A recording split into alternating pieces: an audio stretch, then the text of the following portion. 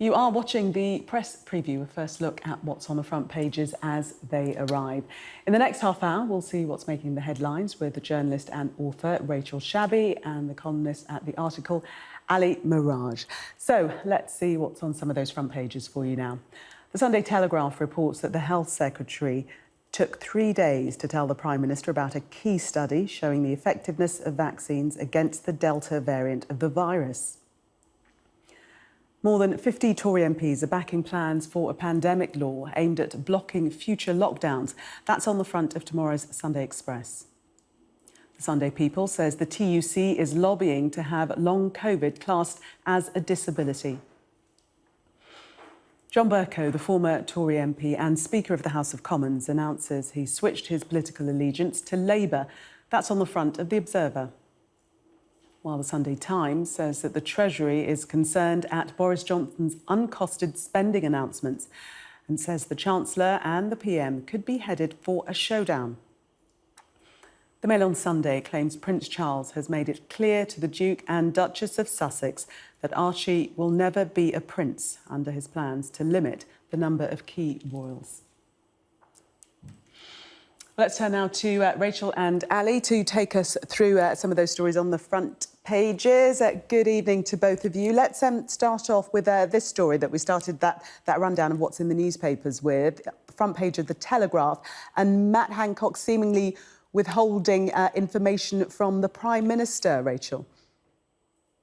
Well, yes, that's right. It seems as though somebody, or rather multiple stories, multiple sources, according to this Telegraph story, are now throwing Health Secretary Matt Hancock under the bus by revealing, as they are in this piece, that he had Public Health England information about the effectiveness of the vaccine in controlling the Delta variant of the virus. He had that 3 days before the meeting in which Boris Johnson and senior cabinet members decided to delay the next phase of easing lockdown measures, which was dubbed Freedom Day, unfortunately and unnecessarily by Boris Johnson. So Hancock had this information and didn't disclose it. Now, to be fair to the situation, it was clear by that stage, according to many scientists, that it would be a good idea to pause further easing of lockdown, just because the variant has become dominant in the UK. Cases are rising. The link has, to some extent, been broken between infections and hospitalizations, thanks to the vaccine, but it hasn't been severed entirely. There are hospital cases, and that's because there are still people who have not been vaccinated yet, particularly young people. So it does make sense to wait a few weeks so that we can actually just buy time to get more people vaccinated. This does not in any way let Hancock off the hook for competent and utter failures in a situation where tens of thousands of people died who did not need to. Failures around test and trace, failures around PPE, failures around failing to protect our most vulnerable in elderly care homes. Let's just bring Ali in on that. Ali, the question I suppose is, why would Matt Hancock be withholding this information? Well, we don't know, Gillian, but it's been quite a week for the Health Secretary. The week that Dominic Cummings, the Prime Minister's former chief advisor, released text messages showing that the Prime Minister branded Matt Hancock hopeless. Matt Hancock, to be fair to him, doesn't believe he's hopeless, as he's told us. But it is a bit odd that such an important decision, this information was not revealed to the Prime Minister on Sunday when he had a meeting, when he got back from the G7 summit in Downing Street with members of the Quad, including Rishi Sunak and Michael Gove and Hancock himself, that he wasn't made aware of this. This decision was on a knife edge. We know that this week 49 Tory MPs voted against the extension by a month to July, because there is increasing unrest on the Tory backbenches, not just from the usual suspects of the COVID recovery group. But that group now is expanding out to even careerist and loyalist Tory MPs who feel deeply uncomfortable about the fact that restrictions are still imposed and the implications of that's having on the travel industry, on the entertainment industry, and on the freedom of their constituents to go about their daily business. So I do think it's an issue, and I do think that Matt Hancock's going to have to explain why, on what basis this information was not revealed to the Prime Minister last Sunday. Look, Rachel may be right that in reality it may not have made the difference, but it should have been revealed at that point when such a critical decision was going to be made. Well, what's your gut feeling, Ali? Is it incompetence or is there reasoning behind this information not being shared? What do you feel? Look, I think Matt Hancock has to answer that question. I know that he's had a very difficult period over the last 15 months. To be fair to him, it's been an unprecedented situation, and he's also been working extremely hard and doing his best. There have been a number of missteps along the way, but this is a very, very sensitive time. Matt Hancock knows the pressure that the government is under to open up fully. We are moving in the right direction, and we know that this extension to the restrictions buys us a bit more time to get the first jab stats up even further, and the second jab stats up as well. But he has to really explain why. I really don't know, Gillian. I can't answer for Matt Hancock. No, of course you can't, because you're not Matt Hancock. Let's move on to the Observer. And on their front page, this story with John Bercow photographed. He has decided to join the Labour Party and has had some pretty damning things to say about the government and Boris Johnson. Ali. Sorry, Gillian. Yes. Well, John Bercow. A lot of Tories would be saying this evening, well, good riddance. They're surprised it took him this long. I mean, John Bercow's been on a journey since the 1980s. When he was a student, John Bercow was a member of the right-wing Monday Club that wanted to repatriate immigrants who moved to the UK. So now he's sort of become this let it all hang out sort of liberal Labourite. And he's been sympathetic to the Labour Party for many years. He's been on a sort of personal philosophical journey. And I don't think any Tories will be sort of shedding any tears for John Bercow, particularly as he was the most partisan speaker that we've seen in generations, and the first speaker, indeed, not to be offered a peerage since 1761. So I don't think anyone's going to be particularly upset about this. John Bercow is passionate about certain things. He's been on a journey, and I think he's ended up in his rightful place, which is in the Labour Party. Rachel, your thoughts? Were you surprised? I think it's really interesting when Conservatives like John Bercow make this switch, because it shows you how much the Conservative Party has changed. It really has radicalised the right. Elements like, not respecting parliamentary democracy, not respecting the judges, undermining the judiciary.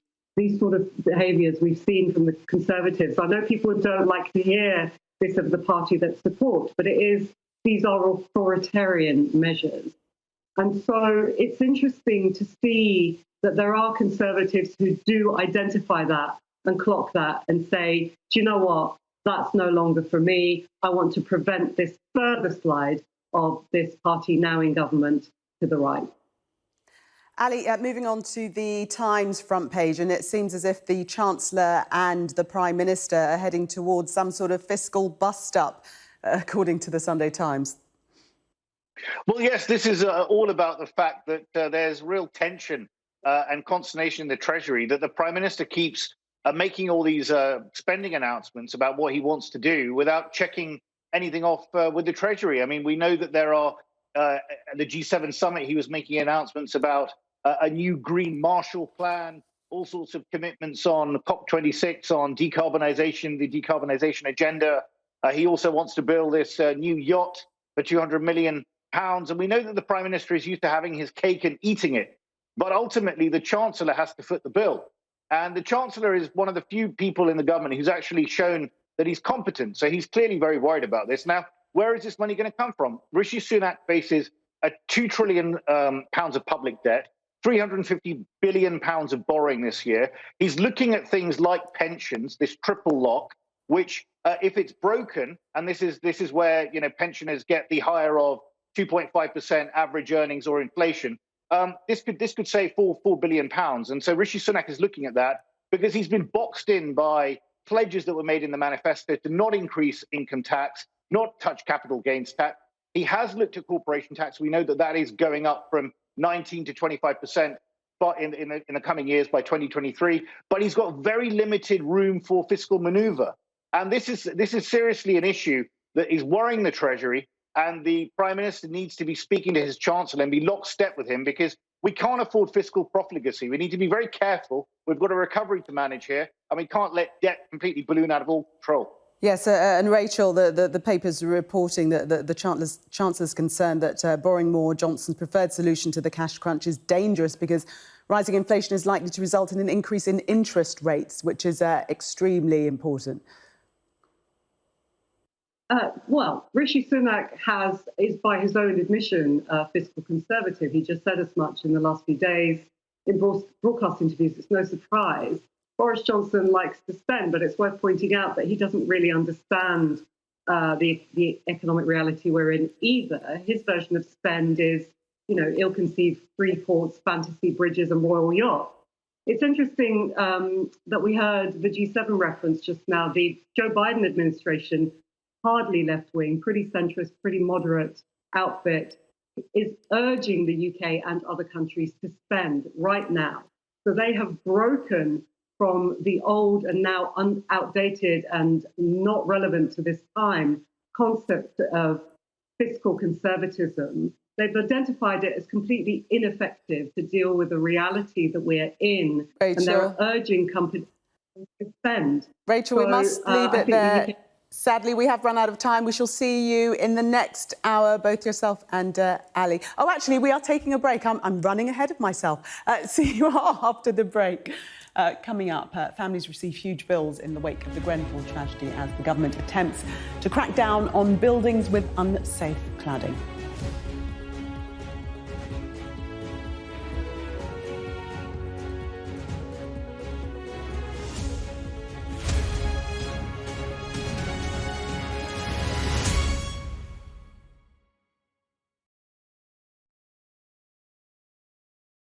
And what we found is that 1 in 5 jobs, nearly 6 million highly skilled people, work in what we call anywhere jobs. These are jobs that can be done fully remotely from home, but they can also be done anywhere in the world, potentially for cheaper.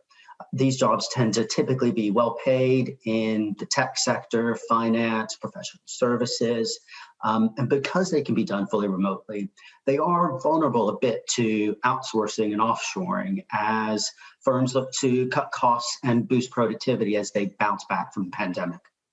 So the profile of the individual we're looking at is typically younger, relatively well paid, tends to have a degree, be a parent with some dependent children, live in London and Southeast. So these are relatively high skilled individuals working in what would otherwise be good careers, and their jobs can be done fully remotely, but also that makes them vulnerable. And that contrasts to the past where it's typically more routine, manufacturing, clerical jobs that were vulnerable to automation and globalization in the 80s and 90s.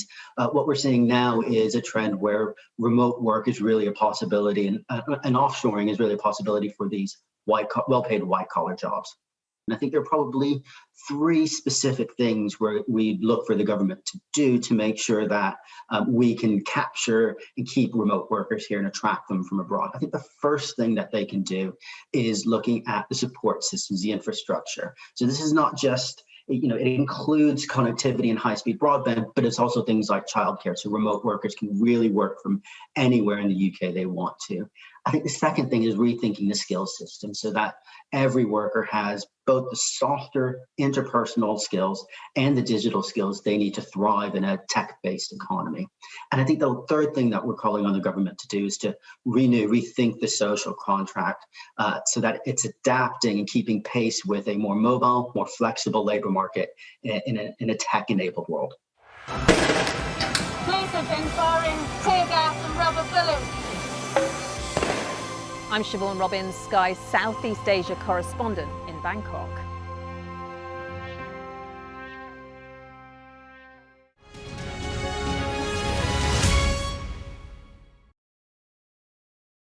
We are at a breaking point and we need to work now and fast. Even though young people are vulnerable to the impact of climate change, young people can also become the change agents that we need to address the climate impact. In my campaign or in my advocacy work, I work largely with young people so that their voices can be heard, so they can also influence decision making from the local level to the national level. And thankfully, we are making progress in that regard.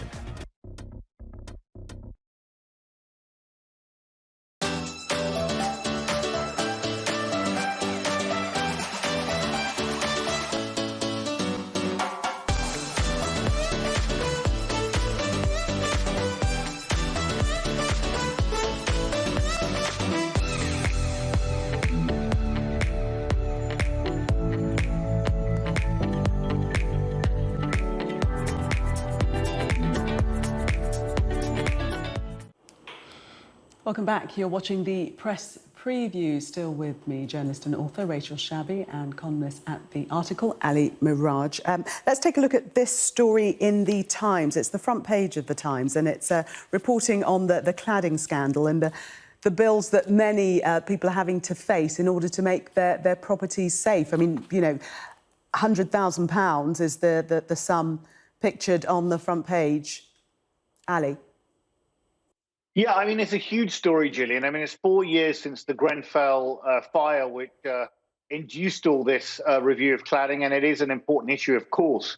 But the people who have now been stuck with footing the bill of all this are the actual owners of these properties who bought these properties, these flats in good faith, and are facing, in some cases, in many cases, about 1/5, it's been reported in the Sunday Times, are facing bankruptcy. Others are facing mental health issues, and this all revolves around these EWS1 forms that you have to now procure to actually even get a mortgage or remortgage your flat.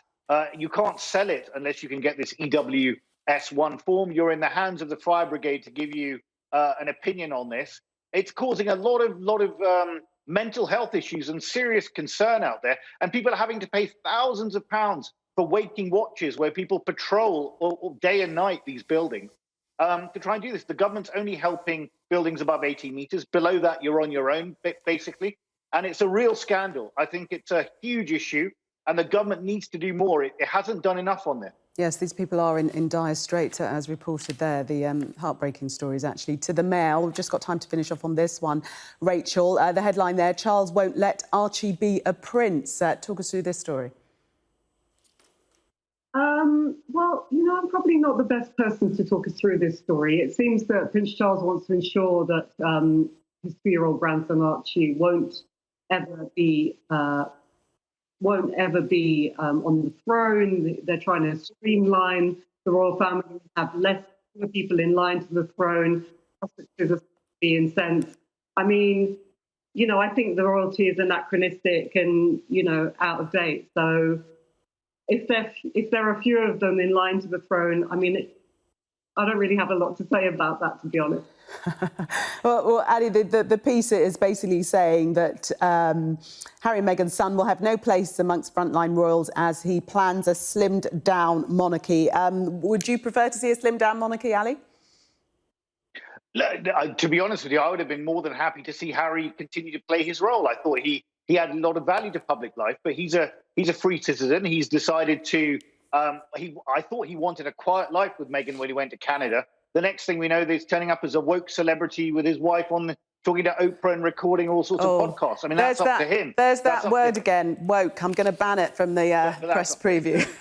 Ali and Rachel, thank you so much. We'll see you in the next hour.